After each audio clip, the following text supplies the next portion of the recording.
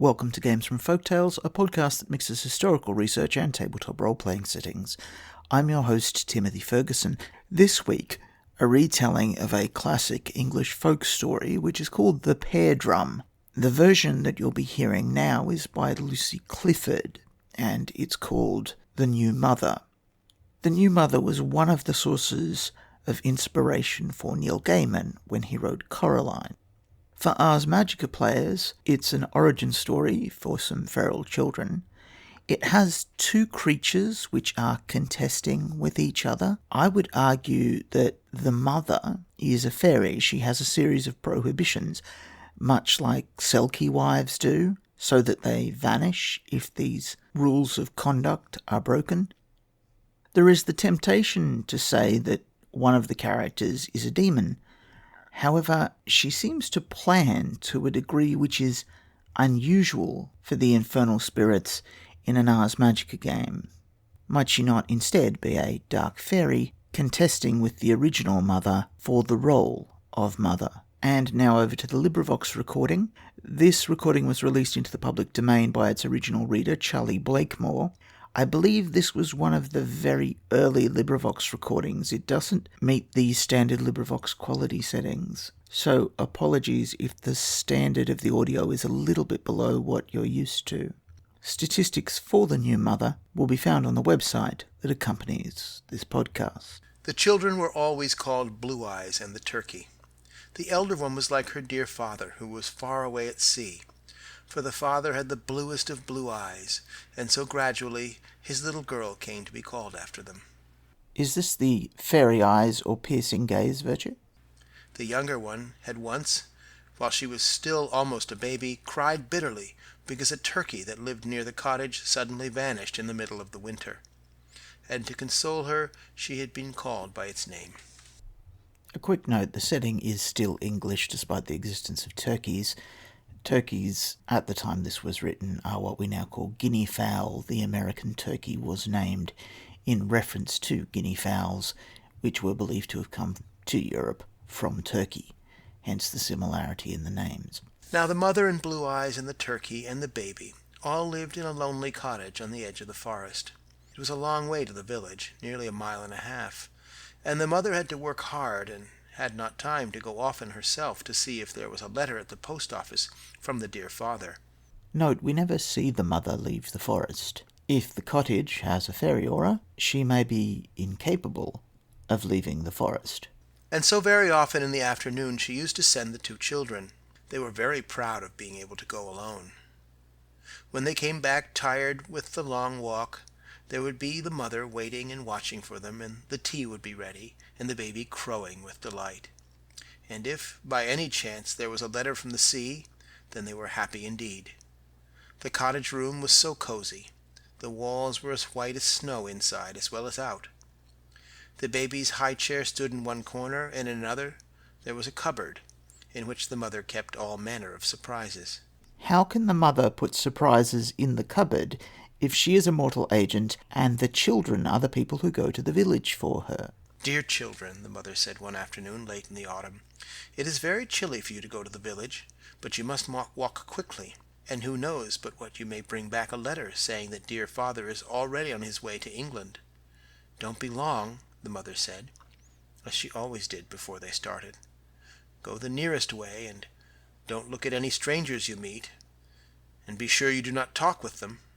"No, mother," they answered, and then she kissed them and called them dear good children, and they joyfully started on their way.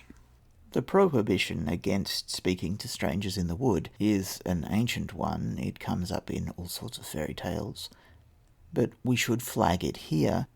Why does the mother give this instruction? Presumably, it is because she is aware that there is a creature in the wood that wishes to speak to the children and get them to invoke her sovereign ward. The village was gayer than usual, for there had been a fair the day before. "Oh, I do wish we'd been here yesterday," Blue Eyes said as they went to the grocer's, which was also the post office.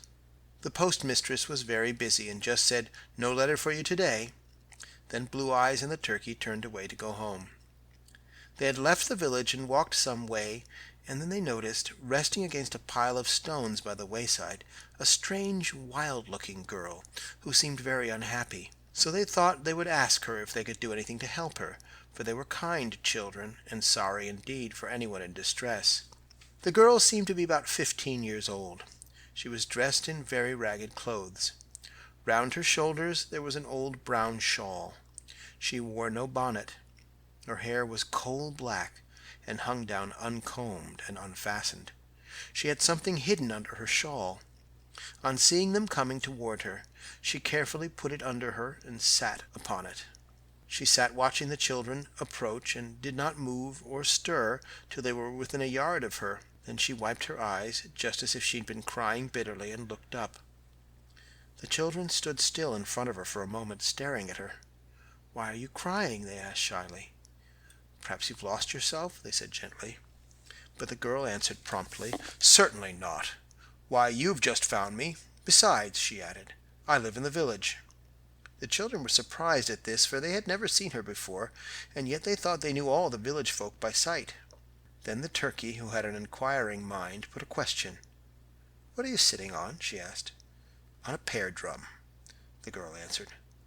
"What is a pear drum?" they asked. "I am surprised at your not knowing," the girl answered. "Most people in good society have one." And then she pulled it out and showed it to them. It was a curious instrument, a good deal like a guitar in shape. It had 3 strings, but only 2 pegs with which to tune them. But the strange thing about the pear drum was not the music it made, but a little square box attached to one side. "Where did you get it?" the children asked. "I bought it," the girl answered. "Didn't it cost a great deal of money?" they asked.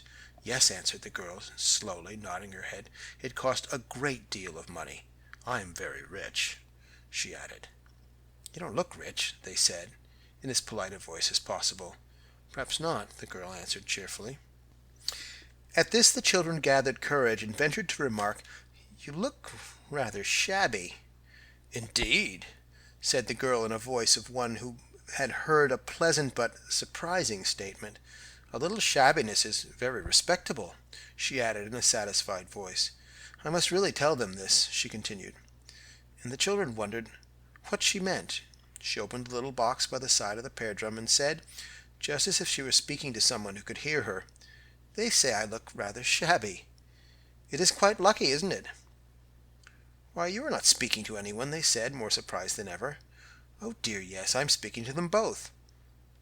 "Both?" they said, wondering. "Yes, I have here a little man dressed as a peasant, and a little woman to match.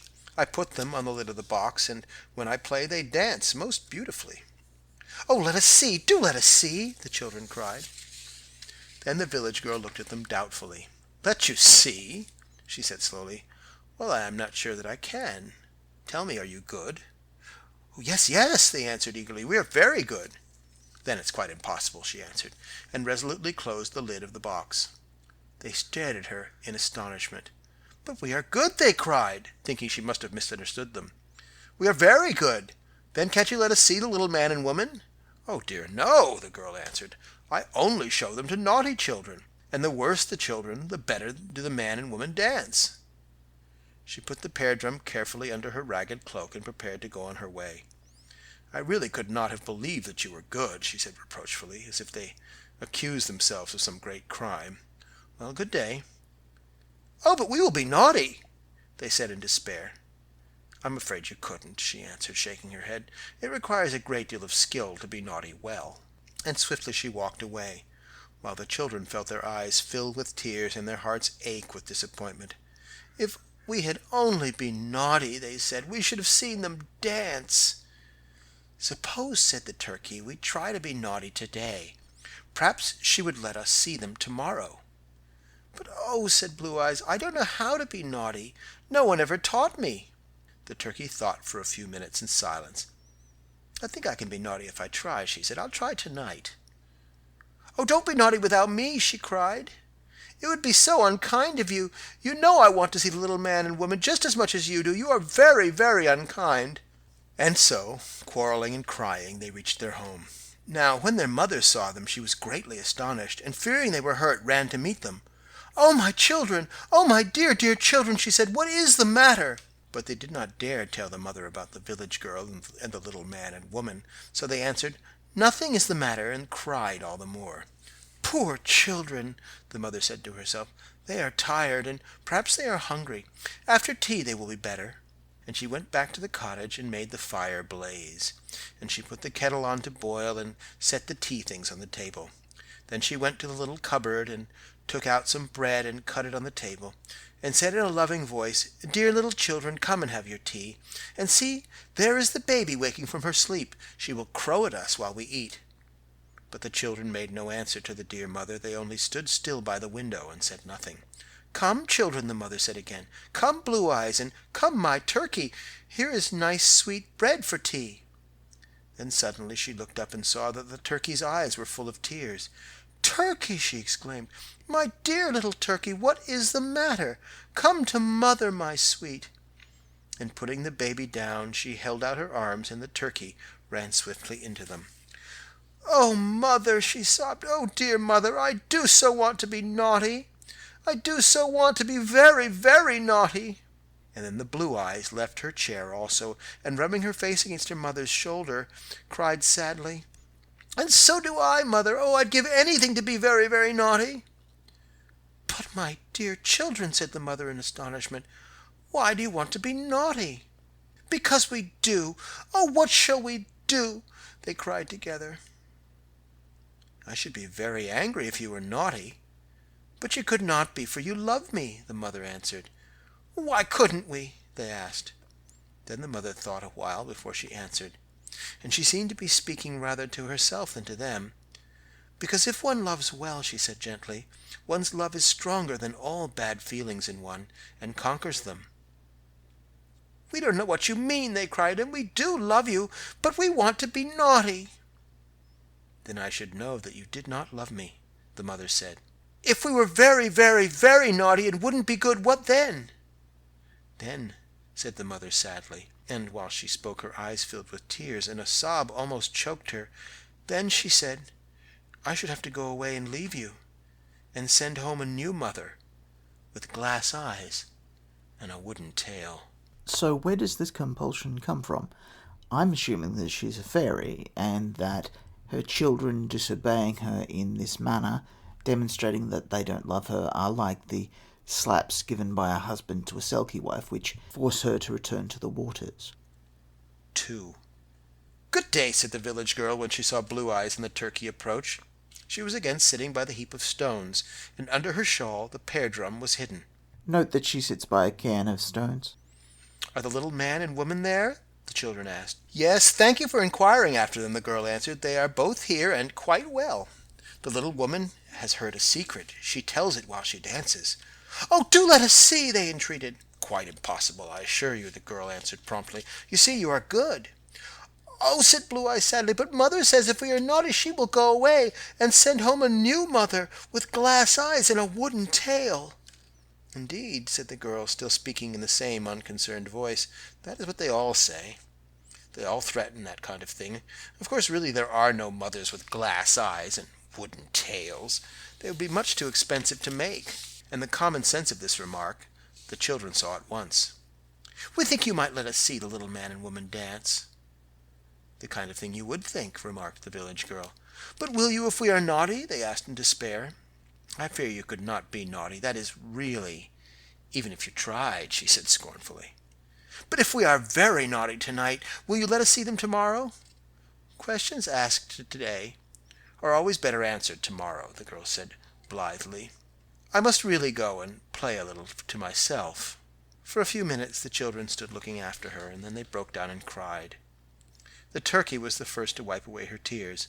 "Let us go home and be very naughty," she said. "Then perhaps you will let us see them tomorrow." And that afternoon the dear mother was sorely distressed, for instead of sitting at their tea as usual with smiling, happy faces, they broke their mugs and threw their bread and butter on the floor, and when the mother told them to do one thing they carefully did another, and only stamped their feet with rage when she told them to go upstairs until they were good. "Do you remember what I told you I should do if you were very, very naughty?" she asked sadly. "Yes, we know, but it isn't true," they cried. There is no mother with a wooden tail and glass eyes, and if there were, we should just stick pins into her and send her away. But there is none." Then the mother became really angry, and sent them off to bed. But instead of crying and being sorry at her anger, they laughed for joy, and sat up and sang merry songs at the top of their voices. The next morning, quite early, without asking leave from the mother, the children got up and ran off as fast as they could to look for the village girl. She was sitting as usual by the heap of stones with the pear drum under her shawl. "Now please show us the little man and woman," they cried, "and let us hear the pear drum. We were very naughty last night." But the girl kept the pear drum carefully hidden. "So you say," she answered. "You were not half naughty enough. As I remarked before, it requires a great deal of skill to be naughty well. But we broke our mugs, we threw our bread and butter on the floor, we did everything we could to be tiresome." "Mere trifles," answered the girl scornfully. "Did you throw cold water on the fire? Did you break the clock? Did you pull all the tins down from the walls and throw them on the floor?" "No," the children exclaimed, aghast. "We did not do that." "I thought not," the girl answered. "So many people mistake a little noise and foolishness for real naughtiness." And before they could say another word, she vanished. Note the supernatural power, presumably to pass invisible. "We'll be much worse," the children cried in despair. "We'll go and do all the things she says." And then they went home and did all these things. And when the mother saw all that they had done, she did not scold them as she had the day before, but she just broke down and cried, and said sadly, "Unless you are good tomorrow, my poor Blue Eyes and Turkey, I shall indeed have to go away and come back no more. And the new mother I told you of will come to you." Just a quick note, Lucy Clifford wrote these stories for her own children. In mythic Europe, that would be fantastically unwise. They did not believe her, yet their hearts ached when they saw how unhappy she looked, and they thought within themselves that when they once had seen the little man and woman dance, they would be good to the dear mother for ever afterwards. The next morning, before the birds were stirring, the children crept out of the cottage and ran across the fields. They found the village girl sitting by the heap of stones, just as if it were her natural home. "We've been very naughty," they cried. "We have done all the things you told us. Now will you show us the little man and woman?" The girl looked at them curiously. "You really seem quite excited," she said in her usual voice. "You should be calm." "We've done all the things you told us," the children cried again, "and we do so long to hear the secret. We have been so very naughty, and mother says she will go away today and send home a new mother if we are not good." "Indeed," said the girl. "Well, let me see. When did your mother say she would go?" "But if she goes, what shall we do?" they cried in despair. "We don't want her to go. We love her very much." "You had better go back and be good. You are really not clever enough to be anything else. And the little woman's secret is very important. She never tells it for make-believe naughtiness." "But we did all the things you told us," the children cried. "You didn't throw the looking-glass out of the window or stand the baby on its head." "No, we didn't do that," the children gasped. "I thought not," the girl said triumphantly. "Well, good day. I shall not be here tomorrow." "Oh, but don't go away," they cried. "Do let us see them just once." "Well, I shall go past your cottage at 11 o'clock this morning," she said. "Perhaps I shall play the pear drum as I go by." "And will you show us the man and woman?" they asked.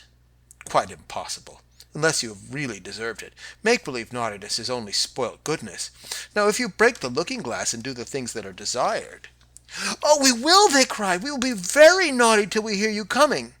Then again the children went home and were very naughty, oh, so very, very naughty, that the dear mother's heart ached, and her eyes filled with tears, and at last she went upstairs and slowly put on her best gown and her new sunbonnet, and she dressed the baby all in its Sunday clothes, and then she came down and stood before Blue Eyes and the turkey. And just as she did, the turkey threw the looking-glass out at the window, and it fell with a loud crash upon the ground. "Good-bye, my children," the mother said sadly, kissing them. "The new mother will be home presently." "Oh, my poor children!"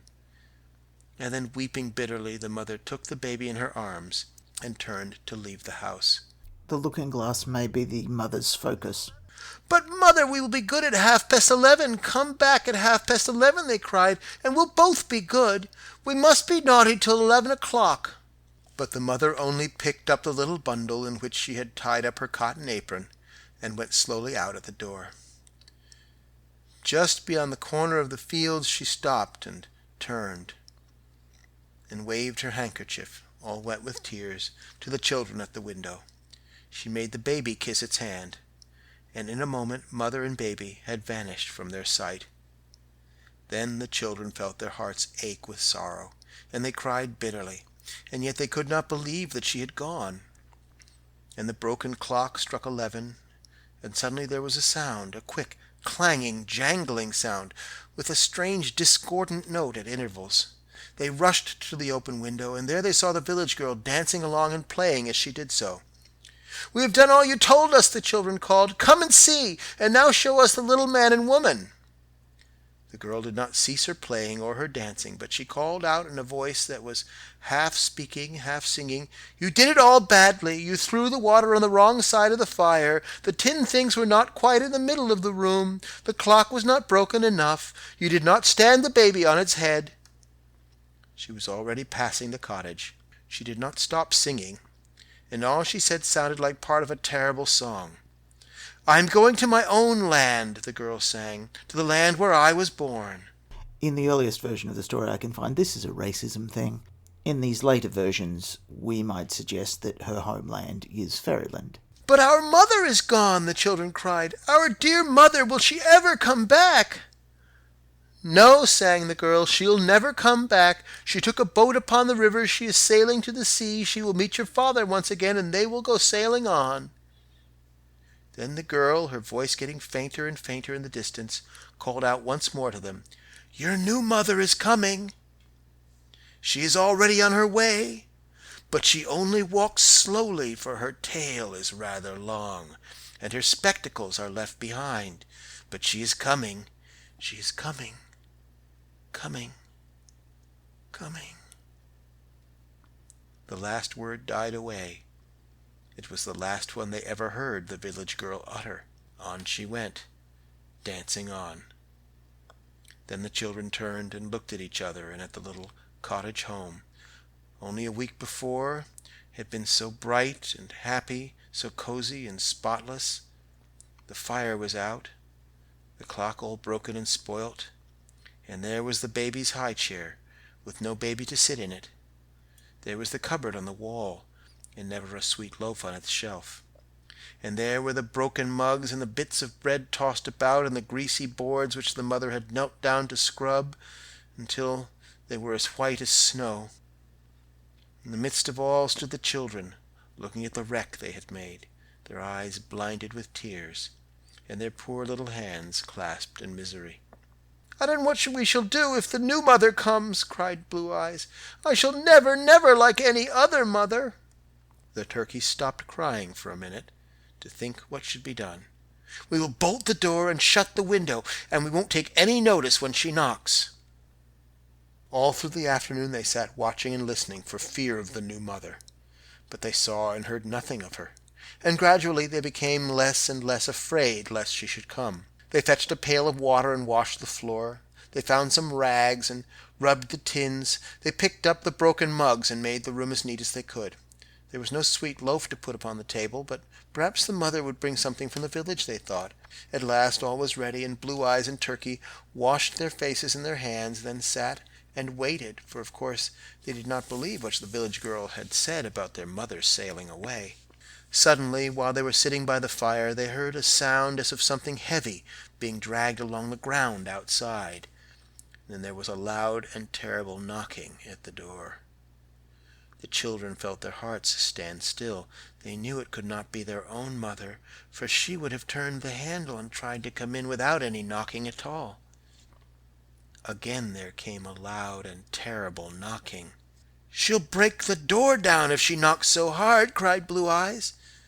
"Go and put your back to it," whispered the turkey, "and I'll peep out of the window and try to see if it really is the new mother."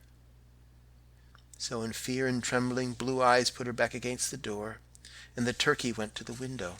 She could just see a black satin poke bonnet with a frill round the edge, and a long bony arm carrying a black leather bag.